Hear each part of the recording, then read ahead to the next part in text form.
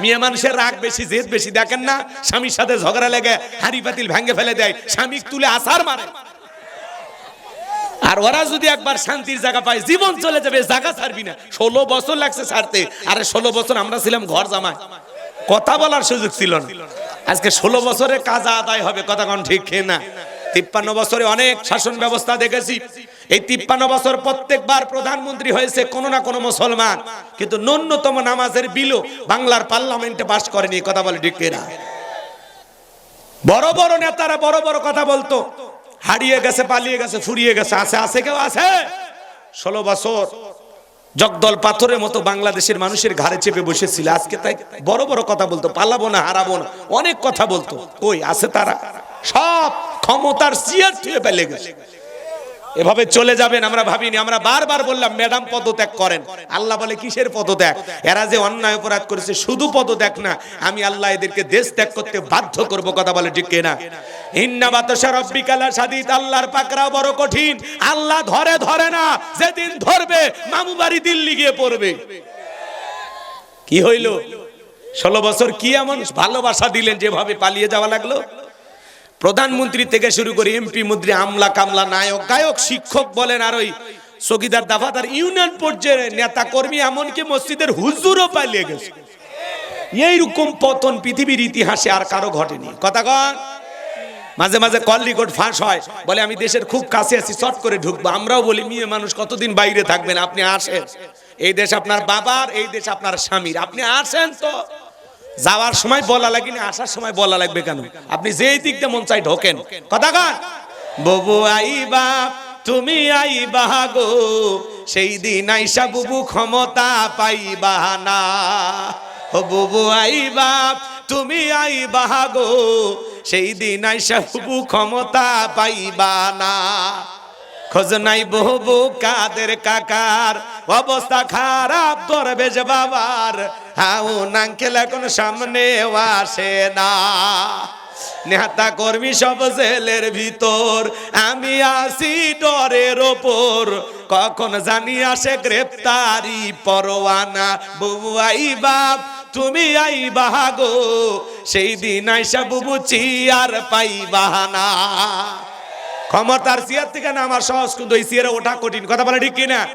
আগামীতে আমরা সিদ্ধান্ত নেব, আর যাই হোক কোন নারীকে এই দেশের প্রধানমন্ত্রী বানাবো না। আগামীতে যেই দলেরই হোক পুরুষ প্রধানমন্ত্রী চাই, কারা কারা হাত তুলে দেখা। লিল্লাহি তাকবীর। হ্যাঁ, নারীদের দেখার দিন শেষ, আগামীতে পুরুষের বাংলাদেশ, কথা বলে ঠিক কিনা? মেয়ে মানুষের রাগ বেশি, জেদ বেশি। দেখেন না, স্বামীর সাথে ঝগড়া লেগে হাড়ি পাতিল ভেঙে ফেলে দেয়, স্বামী তুলে আছাড় মারে। আর ওরা যদি একবার শান্তির জায়গা পায়, জীবন চলে যাবে, জায়গা ছাড়বি না। 16 বছর লাগছে ছাড়তে। আরে 16 বছর আমরা ছিলাম ঘর জামাই, কথা বলার সুযোগ ছিল না। আজকে 16 বছরে কাজ আদায় হবে, কথা কোন ঠিক না? লিল্লাহি তাকবীর। মাঝে মাঝে একটু নাড়া দেওয়া লাগবে, না হলে ভুলে যাবেন। রাগ করতেছেন মনে হয় আপনারা। যুবক যারা আসছো বাবা, নিরাশ হয় না, তোমাদের জন্য স্পেশাল আলোচনা মাথার মেমোরিতে সেভ করা আছে, সময় মতো ডাউনলোড দিয়ে শোনায় দেব। মা বোন যারা বসে আছেন অপেক্ষা করেন, আপনাদের জন্য আলোচনা হবে, কথা বলেন ঠিক কিনা? লা তুশরিক বিল্লাহ, আল্লাহর সাথে কখনো কাউকে শরীক করা যাবে না। ইন্না শিরিকা লা যুলমুন আযীম, শিরিক হলো সবচেয়ে বড় জুলুম, সবচেয়ে বড় অপরাধ। সব পাপের বড় পাপ নাম হলো শিরিক। বড় শিরিকগুলোকে শিরিক আকবর বলা হয়, ছোট শিরিকগুলোকে শিরিক আসগর বলা হয়। শিরিক মোট 42 প্রকার, এগুলো ভাঙলে 72 প্রকার, সর্বমোট হলো 120 প্রকার। এগুলো বলতে গেলে বাজান 3-4 ঘন্টা সময় লাগবে। আমাদের সমাজে অনেক শিরিক আছে। বলেন তো বাজান, মাজারে সেজদা দেওয়া কি শিরিক? একটু জোরে বলেন। মুসলমানের মাথা মসজিদ ছাড়া মাজারে নত হবে না। ইয়্যাকা না'বুদু ওয়া ইয়্যাকা নাস্তাঈন, তোমার ইবাদত করি, তোমার গোলামি করি, সাহায্য তোমার কাছে চাই। তাহলে সিজদা মাজারে না মসজিদে? চাইতে হবে মাজারে, পীর সাহেবের কাছে নাকি আল্লাহর কাছে? ফাইদা ফারাগাতা ফানসাব ওয়া ইলা রাব্বিকা ফারগাব, বান্দা যখন তুমি নিঃশ্বাস হয়ে দুর্বল হইবা, তোমার শূন্য হাতটা আমি আল্লাহর দিকে পেতে ধরো, তোমার শূন্য হাতটা আমি আল্লাহ পাক পূর্ণ বানায় ফেরত দিব। বলুন সুবহানাল্লাহ। মা বোন যারা আলোচনা শুনতেছেন, মা কোন মাজারে গিয়ে সন্তান চাইবেন না।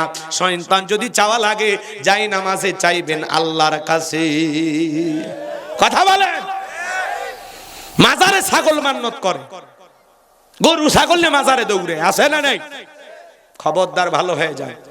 নারী পুরুষ একত্রে হয়ে গান গায়, দেখেননি কি স্লোগান? বাবা আমি তোমায় ভালোবাসি, তোমার শরণ চুমিতে বাবা তোমার কাছে আসি গো বাবা, আমি তোমায় ভালোবাসি। যেই মহিলা স্বামীকে বাদ দিয়ে পীরের ফাটা পায়ে চুমা খায়, ওই নারীর চরিত্র ঠিক নাই। আপনার বউকে ধমক দিয়ে বলবেন, রে শোন এদিকে আয়, জান্নাতে যাবি আয়। আয়েশা, ফাতেমা, খাদিজা, হাজেরা, আসিয়া, মারিয়াম, এ সমস্ত নারীদের জীবনী কিনে দিলেন, যেগুলো সব জান্নাতি নারী। এদের জীবনী পর, এইভাবে জীবন গড়, তারপরে মর, জান্নাতের রাস্তা ধর। আপনি বউকে পীর সাহেবের কাছে পাঠাতেন, আপনি কি দুর্বল? এই আপনার বউ কেন মাজারে যাবে, কেন পীর সাহেবের কাছে যাবে? ভালো হয়ে যান, ভালো হয়ে যান।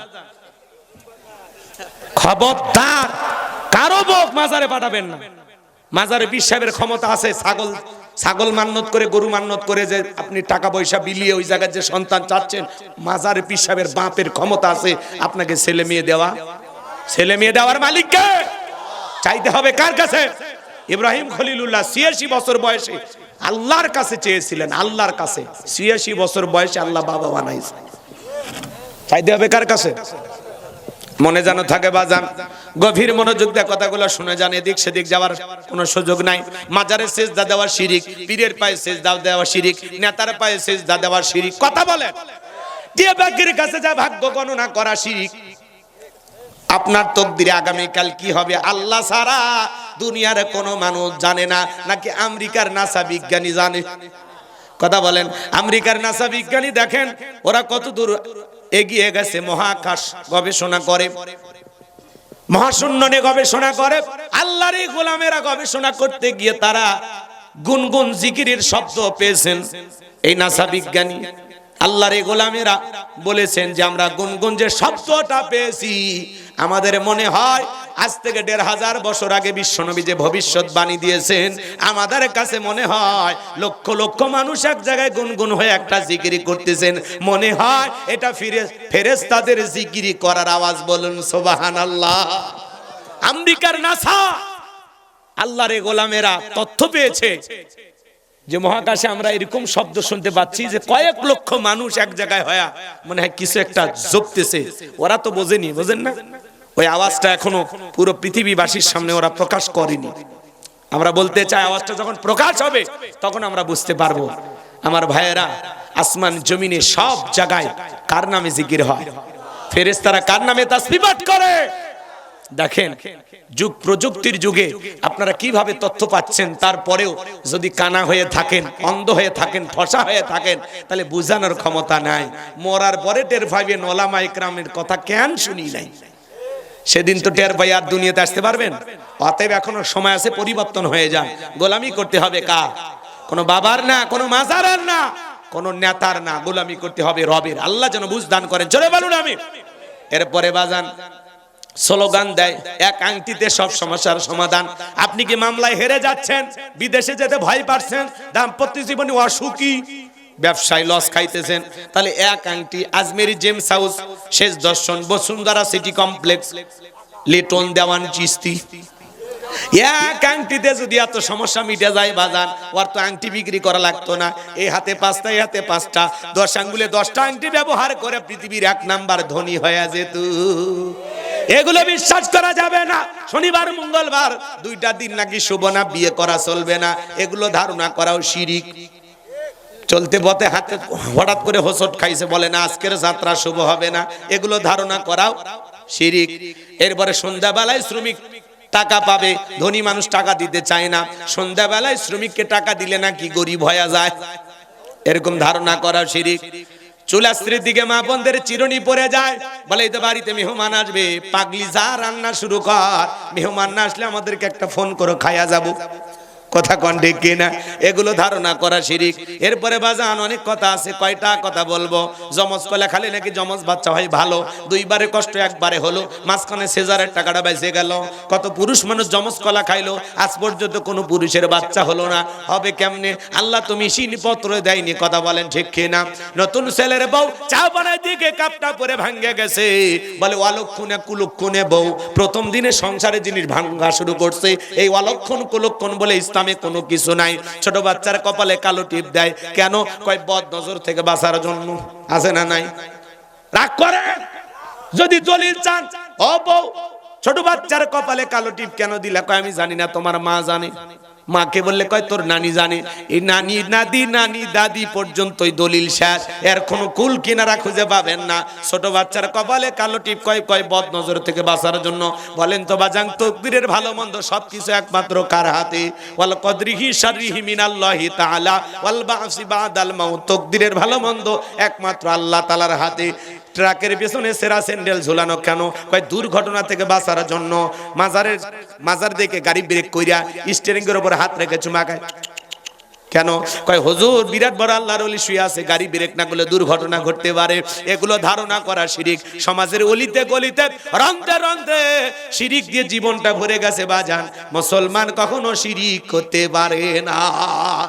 শোনেন শোনেন শোনেন, বিশ্বনবীর সাহাবায়ে কিরামদেরকে ডেকে বলতেছেন, আমার সাহাবীরা শোনো, একজন ব্যক্তি একটা মাছি মেরে জাহান্নামে চলে গেল, আর একজন ব্যক্তি একটা মাছি না মেরে জান্নাতে চলে গেল। সাহাবায়ে কিরাম জিজ্ঞাসা করেন, কাইফা ইয়া রাসূলুল্লাহ, নবী গো এই ঘটনাটা কি আমাদেরকে একটু খুলে বলেন। বিশ্বনবী তখন ডেকে বলেন, শোনো, এক দেশে এক জালেম বাদশা ছিল। এই জালেম বাদশা রাস্তার মোড়ে মোড়ে প্রতিমা বানায় রাখছে। বাদশার নিয়ম হলো যত মানুষ ওই রাস্তাতে হেঁটে যাবে প্রতিমার নামে কিছু না কিছু দিয়ে যাওয়া লাগবে। একজন ইমানদার হেঁটে যায়, জালেম বাদশার লোকেরা ডেকে বলে প্রতিমার নামে কিছু দিয়ে যাও। ইমানদার ডেকে বলে ভাই দেওয়ার মতো কোনো কিছুই নাই। জালেম বাদশার লোকেরা ডেকে বলে তোমরা তো জানো বাদশার নিয়ম হলো প্রতিমার নামে কিছু না দিলে দেহ থেকে কাল্লা ফেলায় দেওয়া হবে। ওই যে প্রতিমার নাকে ডোকা একটা মাছি পড়ে আছে, সেখান থেকে মাছিটা মেরে নিরাপদে চলে যাও। ইমানদার চিন্তা করলো মাছি মারলে কি এমন একটা অপরাধ হবে? এই ভাই যে একটা মাছি মারলেন, মারার পরে নিরাপদে চলে গেল। কিছুদিন পর আরেকজন ইমানদার হেঁটে যায়, জালেম বাদশার লোকেরা ডেকে বলে প্রতিমার নামে কিছু দাও। ইমানদার ডেকে বলে আমি একজন ইমানদার, প্রতিমার নামে কোনো কিছু দাও আমার জন্য জায়েজ না, এটা আমার জন্য শিরিক। বলে শোনো ভাই, প্রতিমার নামে কিছু দিবা না হলে জালেম বাদশার দেখো জালেম বাদশার নিয়ম অনুযায়ী দেহ থেকে কাল্লাটা আলাদা করে ফেলে দেওয়া হবে। ইমানদার ডেকে বলে কাল্লা দিতে রাজি, আল্লাহ দিতে রাজি নাই। বলে শোনো, তোমার মতো একজন ইমানদারকে সুযোগ দিয়েছিলাম, ওই যে প্রতিমার নাকের ডোকায় মাছি পড়ে আছে, ওখান থেকে একটা মাছি মেরে নিরাপদে চলে যাও, খামাকা ঝামেলা করো না। ইমানদার ডেকে বলে মাছি মারার মতো শিরিকও আমি মুসলমান কখনো করতে পারি না। আর আমরা মুসলমান দুর্গা পূজায় বউ বাচ্চা নিয়া মুখে দাড়ি রাইকা বউরে বোরকা পরাইয়া হুন্ডার পিছনে নিয়ে যায়, স্লোগান দেয় মেলাই যায় রে, মেলাই যায় রে। এ কথা কয় না কে? বউ বাচ্চার সাথে নিয়ে যারা দুর্গা পূজার মেলায় মুসলমান যায়, মনে রাখবেন, মনে রাখবেন, ওই হাইব্রিড নেতার স্লোগান শুনেন না, ধর্ম যার যার উৎসব সভা। এটা ঈমান ধ্বংস করা স্লোগান, এটা কুফরি স্লোগান। কোন মুসলমানের মুখে এই স্লোগান আসতে পারে না। মনে রাখবেন, ধর্ম যার উৎসবতা। বৌদ্ধদের উৎসব বৌদ্ধদের কাছে, খ্রিস্টানদের উৎসব খ্রিস্টানদের কাছে, অমুসলিম দাদাদের উৎসব অমুসলিমের কাছে, মুসলমানের উৎসব মুসলমানের কাছে।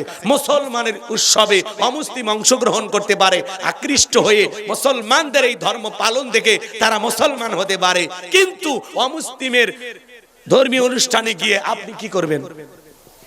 আপনার জন্য যাওয়া জায়েজ নাই, হারাম হারাম হারাম। কথা বলেন না কেন? আচ্ছা বলেন তো, গাছজাত ফল সবার মানবেন? জোরে কোন, জোরে বলেন। পুকুর যার মাছ সবার মানবেন? চাকরি যার বেতন সবার মানবেন? বউ যার হক সবার মানবেন? অনেকে কথা কয় না, ওরা মানে ভালোবাসা শেয়ার করবি। এ কথা কোন জায়গায় গেছে আপনি বুঝছেন? বউয়ের হক মানুষক দিবেন তো কথা কয় না কে? বউ যার হক তার, পুকুর যার মাছ তার, চাকরি যার বেতন তার। কথা কয় না? গাছ যার ফলটাও তার, তো ধর্ম যার উৎসব তার। আমাদের দুই ঈদের নামাজে কি অমুসলিম দাদারা আসে? জানাজায় আসে, জুমার নামাজে, লাইলাতুল বরাদে, লাইলাতুল কদরে। তাহলে ওরা আসে না, আপনি কেন যান? তার মানে কি ওদের চাইতে আপনাদের লজ্জা কম? ওরাই আফসোস করে বলে মুসলমানের এত পূজার মেলায় চাপ দিছে হুজুর, ভালো মতো মারে বিদায় দিতে পারলাম। এই জন্য বলতেছি মুসলমানেরা অমুসলিমদের এই ধর্মীয় উৎসবে নিরাপত্তা দিতে পারে, শুধু যারা নিরাপত্তা দেবে তারা জানে। আমার অমুসলিম অনেক প্রশাসনে ভাইয়েরা আছে, তাদেরকে দিয়ে নিরাপত্তা দেওয়া যেতে পারে। কথা বল ঠিক কিনা? তাহলে মুসলমানেরা তাদের নিরাপত্তা নিশ্চিত করবে, কিন্তু কোন মুসলমান পূজার মেলার উৎসবে গিয়ে আনন্দ প্রমোদ করতে পারে না। এক যুবক কয় হুজুর মন্দিরে গেছি, অনেকগুলো লাড়ু আর কলা ছিল, খায় ফেলে দিছি। এই যদি হয় মুসলমানের চরিত্র, এমন মুসলমান জান্নাতে যেতে পারবে না। জান্নাতে যাওয়া কঠিন আপনার জন্য। কি হয়েছে? খারাপ লাগে? এগুলো আজকে খারাপ লাগে? এগুলো আপনাদের সংশোধনের জন্য বলা বাজান। আবেগ দিয়া ধর্ম চলে না। ডক্টর আব্দুল্লাহ জাহাঙ্গীর স্যার, তিনি মারা গেছেন, আল্লাহ যেন তার কবরকে জান্নাতের বাগান বানায় দেন। তিনি বলতেন বাংলাদেশের মানুষের ধর্মীয় আবেগ বেশি, কিন্তু ধর্মীয় জ্ঞান কম। তো আবেগ দিয়ে ইসলাম চলে না। আল্লাহ যেন আমাদের বুঝ দান করেন, জোরে বলুন আমিন। তাহলে আজ থেকে শপথ গ্রহণ করেন, জীবনে কোনোদিন পূজার মেলায় যাবেন না। হাত তোলেন তো দেখি, কে মনে থাকবে তো ইনশাআল্লাহ? আল্লাহ যেন কবুল করেন, চিল্লা বলেন আমিন। খেয়াল করেন আমার ভাইয়েরা, গভীর মনোযোগ দিয়ে কথা শুনবেন। মুসলমানেরা যেই জনপদের নেতা হবে, অমুসলিমেরা নিরাপদে থাকবে। ডিমের ভিতরে কুসুম যতটা নিরাপদ, মায়ের কোলে শিশু যেমন নিরাপদ, তার সাথে বেশি নিরাপত্তা নিয়ে মুসলমানের সাথে তারা বসবাস করবে। মুসলমান তাদের সবকিছু দিয়ে আগলায় রাখবে। মুসলমানের দায়িত্ব তাদের জানমালের নিরাপত্তা দেওয়া। আল্লাহু আকবার বলে। তারা আমাদের পাশে আছে। অমুসলিম অসুস্থ, আমি চাইলে ব্লাড দিয়ে তার সহযোগিতা করব, টাকা দিয়ে সহযোগিতা করব। অমুসলিম খাইতে পারে না, খাবার দিয়ে সহযোগিতা করব। অমুসলিম ছেলে মেয়ের পড়াশোনায় খরচ দিতে পারে না, আমি সহযোগিতা করব। সব দিক দিয়ে ভালোবাসা দিব, শুধু এক জায়গা ব্যতীত। কথাকে বোঝা গেল? আপনার টাকা দিয়ে আপনি কি করতেছেন? যা ইচ্ছা তাই করতে পারেন না আপনি। মাশাআল্লাহ, আল্লাহর রহমত সেইভাবে পড়তেছে। আমার হাত ভইরে গেছে। সম্মানিত ভাইয়েরা আমার, গভীর মনোযোগ দিয়ে কথাগুলো শুনবেন বাজান। এইবার জালেম বাদশার লোকেরা ডেকে বলে, শোনো, হয় প্রতিমার নামে কিছু দিয়া যাইবা, না হলে দেহ থেকে কাল্লাটা ফেলায় দিব। ইমানদার ডেকে বলে, ভাই কাল্লা দিতে রাজি, আল্লাহ দিতে রাজি নাই।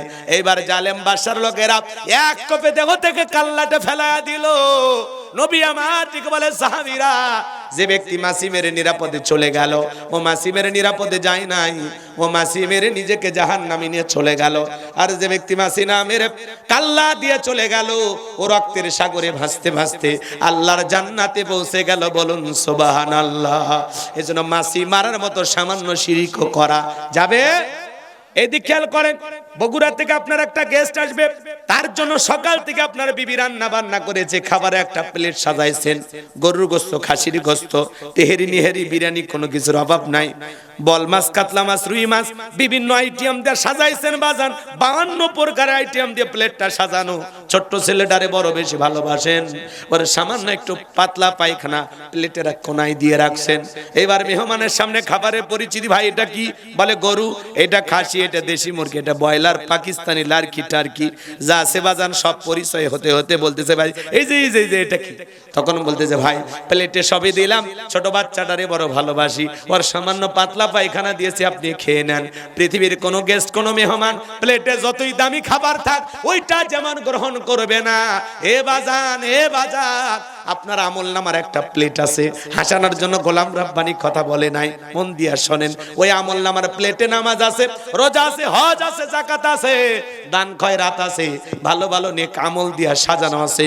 কিন্তু আমলের প্লেটে যদি সামান্য শিরিক মিশ্রিত থাকে, ওই শিরিক মিশ্রিত কোন আমল, ইবাদত আল্লাহর দরবারে কবুল হবে না।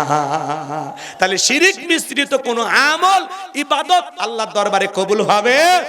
তাহলে মুসলমান হয়ে কখনো শিরিক করা যাবে না। কারা কারা শিরিক মুক্ত আমল করবেন হাত তুলে দেখান। আল্লাহ পাক আমাদের সবাইকে শিরিক মুক্ত ঈমান আমল দান করুন। চিল্লা বলুন আমিন।